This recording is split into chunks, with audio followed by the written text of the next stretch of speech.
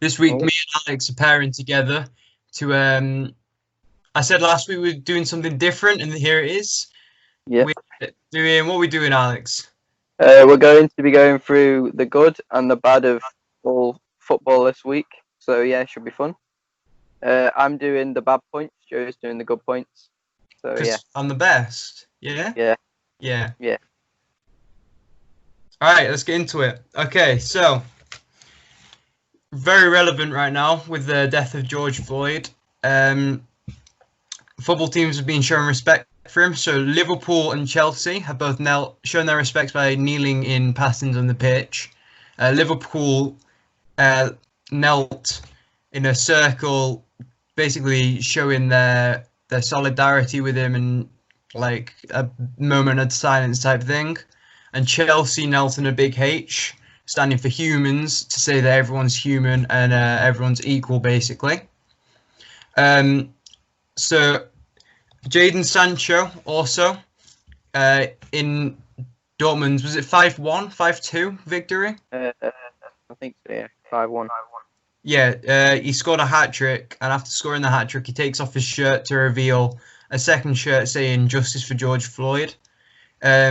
He was in fact yellow carded for this, which I think is a bit I think that's a bit tight, a bit unfair on him. What would you say about that? So I remember, I don't know why this comes into my head, but I remember Stephen Pienaar showing respect to his grandmother after she'd passed away the week before he scored. He pulled his shirt over his head, and then it said something about his grandma. And I remember the ref let him off, and he didn't even get a yellow card just because he was paying respect for someone. And I don't think this situation should be treated any differently, to be honest, because I know you were speaking about political, I don't. Yeah, Yeah, the chairman of the Bundesliga has said that he was punished so that the Bundesliga is free from any political messages. but yeah, I think it's like there's a difference between having a political message and just paying respect for someone that was wrongly killed or died, to be honest. And I feel like if you want to pay respect, if you have some sentimental value towards what happened, then you should just be allowed to do that. Yeah, especially because he's obviously a black guy. He's gonna be feeling very strongly about that because I'm sure he'll have gone through racist abuse, which is really sad to me. Definitely. And even though it is a message, I don't see the issue here because it's global news, and it's a man who's been wrongfully murdered for doing nothing. He's senseless killing. Yeah. And I think also, if they're speaking about not bringing politics into the Bundesliga, a load of leagues just before the coronavirus started were doing all this thing against racism, and if that's not politics, then I don't know what is. And if you're gonna do a stand against racism and then go, no, you can't bring politics in when he's standing against racism, then I think it just shows a lack of knowledge of what's going on in the Bundesliga. Yeah. So there's been racism, and during Pride, solidarity, we've worn rainbow laces and badges, haven't we? Yeah. And Yeah. that's still a social message. It's still sending out a message, and he's doing the same thing there. Yeah, I think it's pointless, to be honest. Have you got a point? Go into my first bad one. Yeah. So it's not been a very good start for Everton coming back from the break that we've had. We just got the news that Gabamin is out for the rest of the season after just getting back from his original injury, which stopped him playing for the start of the season, and now he's injured himself again. I think he's torn something in his lower leg while playing football tennis with Andre Gomez, which is always what you like to hear when football's coming back. And we've just also received news now that Mina is out for the rest of the season as well after tearing his hamstring. He injured himself on Friday while playing a game just behind closed doors. And yeah, it's not been a very good start for us coming back in a time where everyone was getting lucky with all their players coming back from injury. We've just got 2 key players going out with injury, which in training should not happen. And yeah, not been a very good start for us. Yeah, Gabamin seems like he's missed a lot of the season, to be honest, hasn't he? Yeah, he played 2 games at the start, got injured in training, and then didn't play at all. And then COVID-19 came along, gave him some time to recover, gets back to training, and Injured he's out straight away. again. Yeah.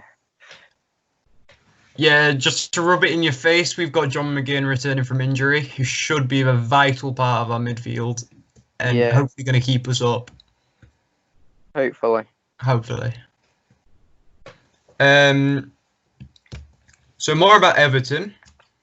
Everton had a community lockdown session where they basically got a load of Liverpudlian artists and singers onto a live stream to raise money for Everton in the community and the NHS.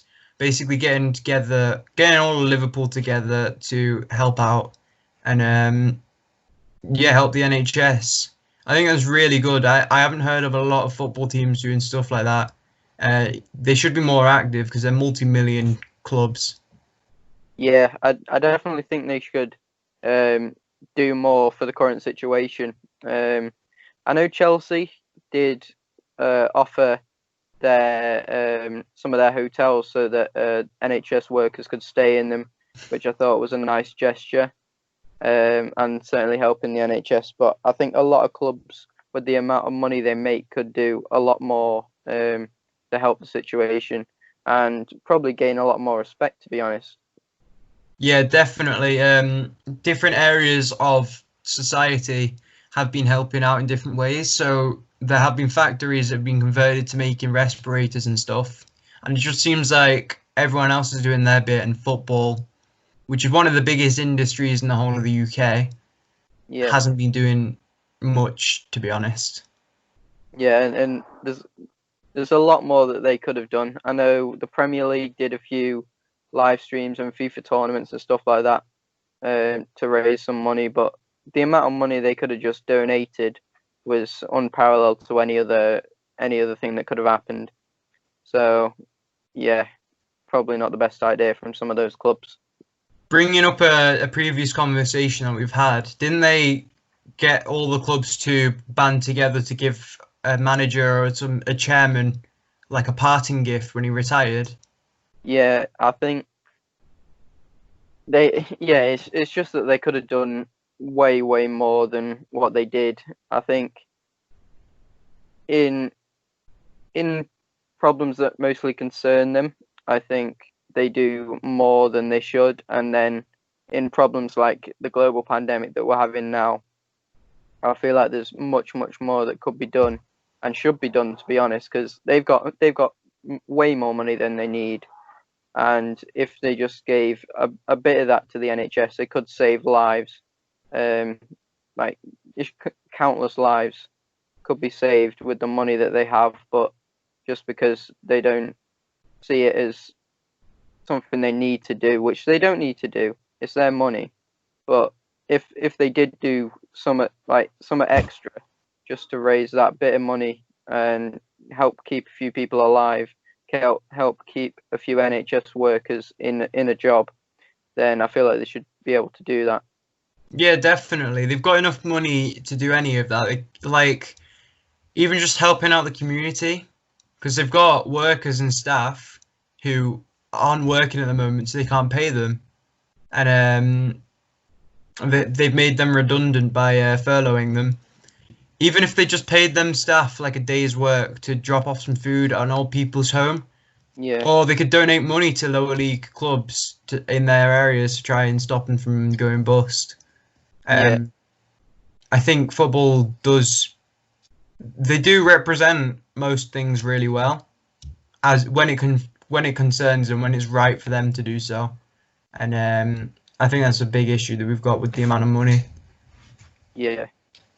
Coming on to the second bad thing, Wycombe Wanderers are encouraging all of their furloughed staff to seek work elsewhere because the club can't currently pay all of their wages. It's currently at £350,000 a week that they have to pay their staff, and the club just can't afford it with no television rights and stuff coming into the club. They're getting no money, and it's just all of the expenses, and I don't think the club can handle what's going on at the moment. I know a lot of clubs are in sort of the same situation, and Wycombe are just they were doing very well this season. I think they were second in League One, sorry, after just coming up a few seasons ago, and they would have earned quite a lot more money if they had been promoted to the Championship, that's for sure. And for this to happen in such a bad time, there might not even be promotions this year, we don't know yet, and for this has just happened in such a bad time for the club. They were on the up, and now they're just going to have to let go of most of their staff, which you never want to hear in any situation, especially not in a football team that's so big, such as Wycombe Wanderers. So quite a lot of history, and hopefully they won't go down the same path as clubs of like Bury and stuff.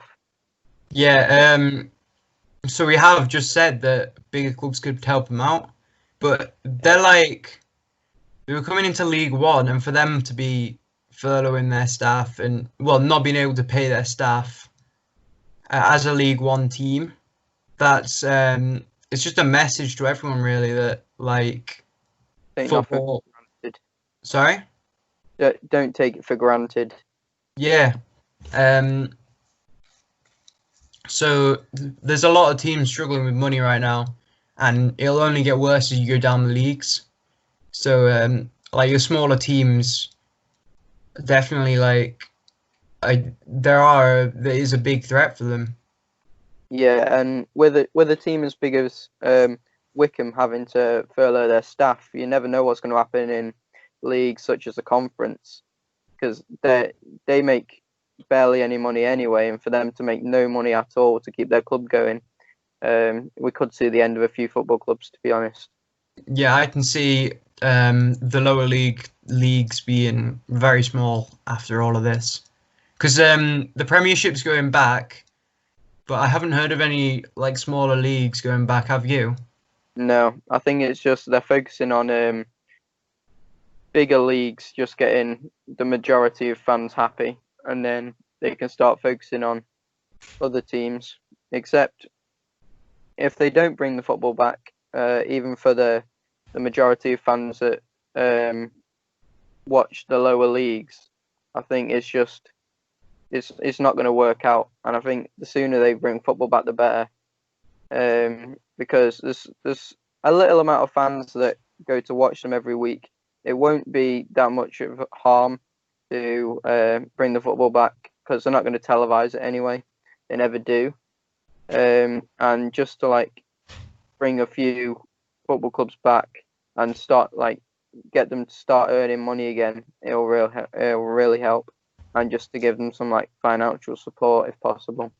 Is the Championship back? I haven't heard any news of it coming back. I know that a lot of clubs wants to start it. Obviously, Leeds and West Brom doing so well in the Championship, obviously wanting to come up to the Premier League as soon as possible. And there's been a lot of teams they just want to get football back to start earning some money. And I feel like if they get the Championship and all these leagues back, it will probably help with the football club's financial stability as much as possible. Yeah, some of the, you said, the Conference, some of the teams there, the players will be they won't be celebrities or anything. They'll be part-time. So they've got jobs that they're probably not, possibly not working at right now. So they need money. And if the FA just like if they opened it, it would provide a lot more stuff. And opening the like, I don't know, they wouldn't, if they open the stadiums, that would be the only way people would see it, but it's not huge crowds. So I think they should start in the lower leagues, opening the stadiums, and they probably should have done that first. They probably should have opened up the lower leagues first. Yeah, because although they got less fans, it in general it's just keeping football alive. And if they do, if they don't bring football back as soon as possible, then I'm pretty sure the lower leagues they won't get as much money as usual, and it'll just lower the quality. Like every time that this happens.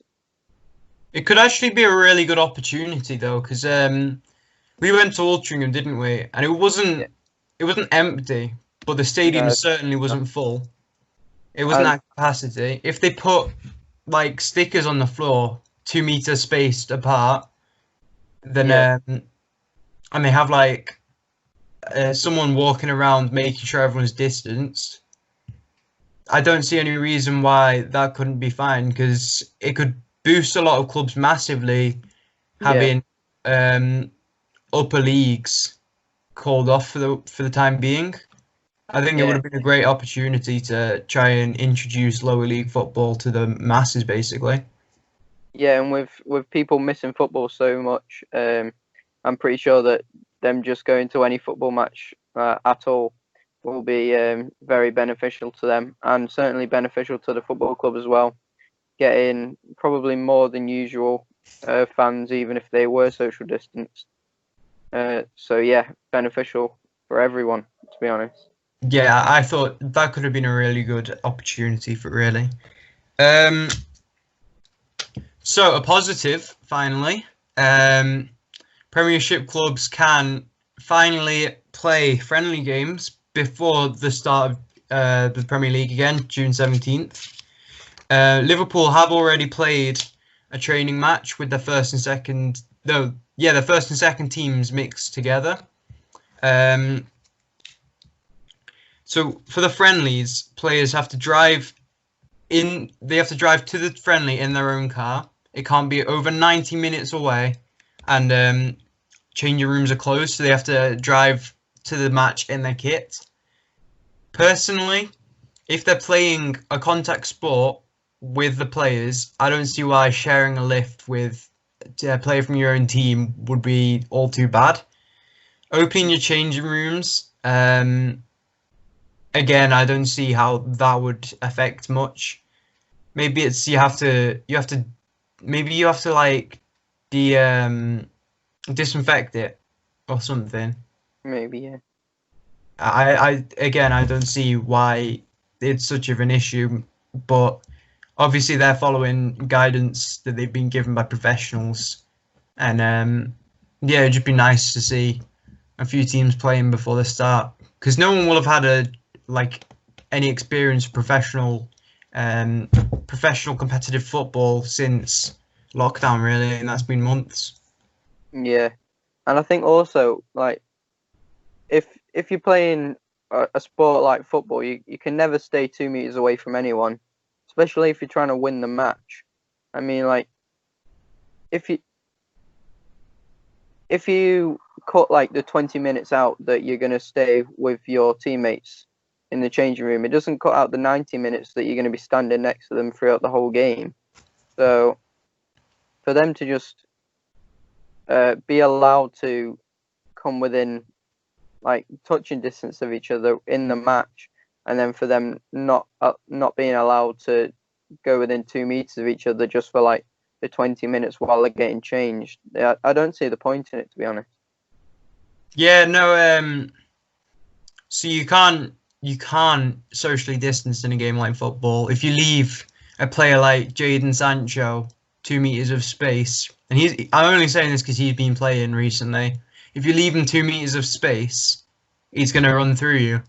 In a corner, if you're leaving anyone with 2 meters of space, that's a header. it'll be easy for anyone to chip it in, and there'll be a 2 meter ring up around this player who just heads it in. It wouldn't Yeah. make football competitive anymore. So they can't socially distance that, and I get that they're trying to be as safe as possible. It's just the rules seem a bit pointless at this point. Yeah, I think there's no rules you can add into the football match, like with social distancing in effect, because whatever happens, it will affect the game. So there's nothing you can do there. So I don't see the point of them trying to do stuff off the pitch as well. So yeah. Yeah. So I'll go on to my third bad one. Dortmund lost to Bayern in a very tight game. They lost 1-0 to a Joshua Kimmich goal, and they dropped to 7 points behind Bayern, which in a title race as close as the Bundesliga was, it's very bad for Dortmund, to be honest. And Bayern, they've also gone on how many games? 17 games unbeaten. 17 games unbeaten. And they broke a record, didn't they? They've 86 goals in 29 games. And that's a Bundesliga record, and it's just ridiculous, really. I can't see Bayern slipping up anytime soon. So for Dortmund to go 7 points behind, I don't see them catching up with Bayern at the top of the table. No. In the foreseeable future. The Bundesliga's still behind closed doors, aren't they? Yeah. Yeah, so there wouldn't be any fan influence either. No, they're talking about fan noise on the speakers in the stadium, but I feel like it's a bit, why try? It's not the same. If you're going to play it through the speaker, it's just going to be even stranger for the players, because they played training games and friendlies and stuff where there's no fans, and if they play that with just noise is what it's going to be, because there won't be like fan chants and anything, because you've got to give both teams noise. I think that'd just be even stranger for the players to adapt to. Yeah, and it'll be like who are you trying to convince that there's fans? Because I'm pretty sure the players can see all around them that there's no one there, and even the fans watching on TV, they might want to listen to what the players are saying. Because I know a couple people they turned off the commentary just so they could hear what the fans were doing, and then I know some people also liked how there was no fans in the stadium because they could hear who was leading the team, and I think that would be beneficial for some of the managers as well, especially the new ones such as Ancelotti and stuff, just to see who the leaders in the squad are. Yeah, seeing natural leaders and seeing where everyone fits around the team, because we've got a problem with leadership at the moment, and I think it would be really good for us to build a backbone instead of just playing around Grealish, which is pretty much what we're doing at the moment. Yeah. I think it'd be a great opportunity for managers across the whole of football to see what's happening on the pitch. Yeah. And yes, it's going to be strange, but we got to make the most of it. Okay, so my final positive, Bayern Munich, obviously they've got this record. They've gone unbeaten in 17 games, flying ahead at the moment. 7 points ahead, was it? Yes, 7 points now. And they're also signing Kai Havertz and Sane. They've got their eyes set on them, which will get a team to a next level. What do you think about that? Well, in my opinion, they already have one of the best attack forces in Europe at the moment. We've seen that time and time again in the Champions League, and we've obviously seen it in the Bundesliga. Them going miles ahead of Dortmund at the moment, pretty much wrapping up the title already. But for them to sign some of the best young attackers in Europe at the moment, just to bolster that attack, I think it will make them pretty much unstoppable. Obviously, Sane maybe pushing at 20 goals a season. I know we got about 15 in the Premier League, and obviously the Bundesliga is quite not as good as the Premier League at the moment. And There's Havertz less only being 20, competition in it. yeah, and Havertz only being 20, I think they'll become one of the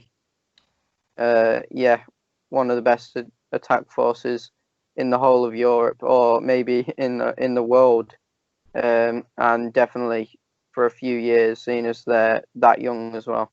Yeah, definitely. They're quite a young team, and I can see them. I can see them winning a Champions League in the next couple of seasons. They're 7 points ahead, and they've been basically unstoppable. Dortmund have also been stupidly good, but they're still 7 points behind. It just shows how competitive the top six is in the Bundesliga. The rest of the league, we were looking at it the other day, and the rest of the league is all like a way behind. I think it's the same as every league.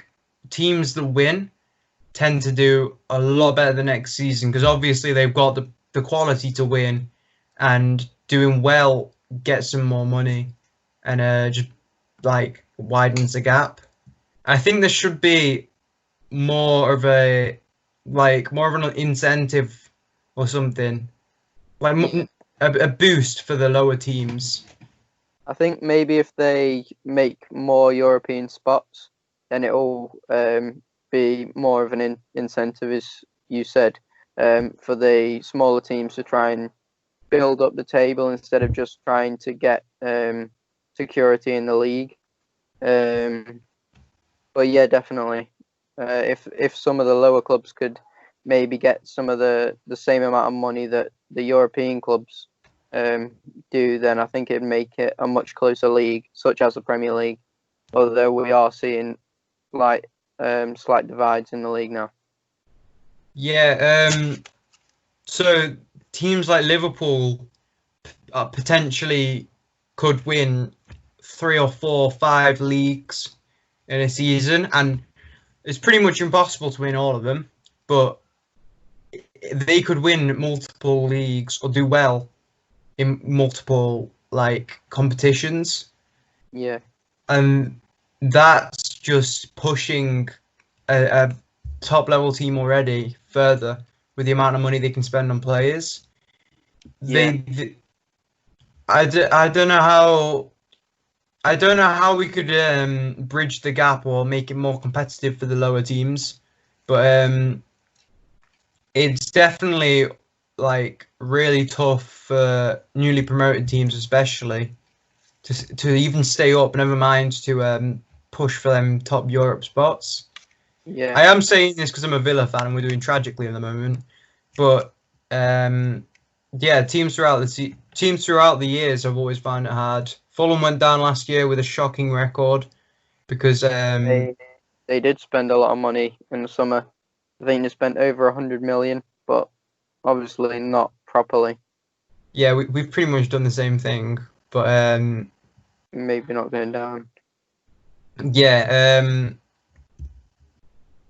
I don't know, that part of that is the bad spending on Fulham's part, and possibly our part. I don't think we've got a proper backbone yet, which I've said before, and I think that's our weakness. Yeah. But there should be something in place. Yeah, definitely, just to help the smaller teams get to not to the level that the other teams are, but just so they get some of the same financial perspectives that your Liverpools and Man Cities get. Yeah, because top brands pay to make. Well, top brands want to deal with Liverpool or United. Yeah, So they won't want to deal with someone like Burnley, and that's just putting Burnley not on the same level as Liverpool, even though they could be if they had the same financial stability as them. Yeah, obviously it's not just a monetary issue. It's not just how much they're being paid, But if there was an incentive for advertisers or sponsors to put their logo on a smaller team, so like as you go down, there's like a 5% increase in like what a sponsor. I don't know. You get like 5% less that you have to pay. Anything that could make a sponsor want to like go for a smaller team. Yeah, just to in any way benefit that team, and hopefully make the league more even. To be honest. Yeah, definitely. So I'll go on to my last bad point. Well, it's kind of bad, but it's kind of not. Obviously, Watford have had a few coronavirus cases in the last week, which is very bad for them. And Troy Deeney has not come to training. He's refused to go to Watford for their training sessions because his current pregnant wife is very at risk of getting very ill from the coronavirus, and I think Deeney's made the right decision not to go because it could really affect their lives going forward. Obviously, if the baby gets it, then who knows how bad it could get. But it's quite bad for Watford, missing their most prolific striker, and yeah, if he's not able to go back to training before the season starts, then it's just another negative to restarting the league, to be honest. And I think if the Premier League don't take all of this into account, then something has to be changed about it. Yeah, with the amount of cases that Watford have, he's made the right decision there. He's putting his family first. I think there should be more players making this point, especially in teams which have a lot of cases. Maybe we should think about pushing the start back. Obviously, everyone wants to see football again, but if it's not completely safe, you're putting athletes' careers at risk. Because obviously the virus will damage your lungs. There's been cases where after the virus, people have had horribly damaged lungs, and we don't know the long-term impacts of it just yet. And an athlete getting that could just destroy his career or her career in the women's leagues. Yeah, and if they're very needed by the team, and if they're their star player, it could hinder them going up or down this season. Because I know someone like Villa, if you lost Jack Grealish to coronavirus when the league's back and you stop scoring goals, you could be like, well, if we didn't restart the season, then we could have stayed up. Yeah. And because you've restarted it and we've lost our best player and we're not scoring goals, we're going to go down, and we could have changed that. But yeah. Yeah, I would personally say that the FA have made the wrong decision. I do want to see football going back, but I would say it's the wrong time. Lockdown is only just easing, and I think football should have been one of the last things to be resumed, because there's no way that football players can socially isolate from each other. Yeah, and if they bring football back, it's just going to be it's going to be manic, not trying to get people away from pubs and bars, trying to watch the football outside the stadiums. If there's a big match on, as we spoke about earlier, did we speak about it? The Merseyside derby. Oh no, we haven't actually said about that. Oh sure, I'll say something about it now. We can cover it in this point, yeah. So yeah, the Merseyside derby might have be voted to play at a neutral stadium. They're currently looking at Villa Park and Wembley to hold it at. And yeah, there's going to be a vote by every Premier League team whether to play at Goodison Park or not. I think the vote might also impact some other teams that they think should be played at a neutral venue. But obviously, with the Merseyside derby being the first game back, it'll be pretty hard for it to be played at Goodison Park. And I think although I'd like it to be played at Goodison, it will be a massive risk for the city of Liverpool and all of the people that are probably going to gather to watch that match with their family and friends, which they shouldn't be doing, but people don't abide by the rules, sadly. So bringing football back would encourage people to go and camp outside their stadiums, go to sit outside their stadiums with a picnic and a beer and a few mates. Yeah, we saw it with PSG when football was first made behind closed doors. There was no one allowed in the game, but about 30,000 PSG fans just stood outside, which is not good at all. Yeah, that can't be allowed to happen, and it probably is the best decision that it's moved to a neutral venue. But yeah, if we're having to go to those lengths, I just think it's a sign of like how we're going back too early,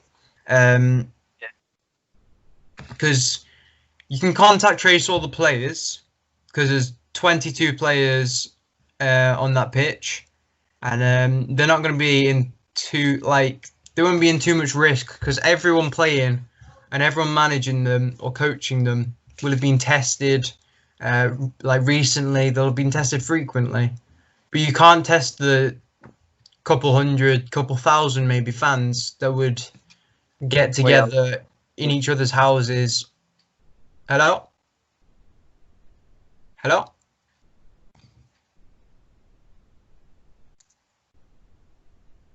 Hello? Hello? Yeah. Hi. Yeah, you can't test the couple thousand fans that would get together in each other's houses or outside the stadiums. No, definitely not. I think there's a massive risk factor to bringing football back, especially the Premier League, because whatever happens, you can't police what people do in their own gardens, and yeah, it's definitely a fact that they brought football back too early. Probably a lot of people will disagree with me because everyone wants football back. Everyone wants to start watching football with their mates and stuff like that. But it's whether you want to enjoy yourself or protect people. And yeah, I think protecting people is the main point that we have to look at. Yeah, that should be the top priority. Have you got any more points? I have not got any more bad points. Okay, me neither. I think that wraps up today. Yeah. Yeah, thank you for watching. Please go and follow our social medias, Instagram, Twitter. Obviously, subscribe. Is there any more? Twitch on Fridays. Is you hosting this week, isn't it? I think so, yeah. Should be, yeah. So, get on all the socials. Add us up on Instagram. Follow the Facebook and the Twitter. And, yeah, leave a like, subscribe, and comment. Thanks for watching. Yeah.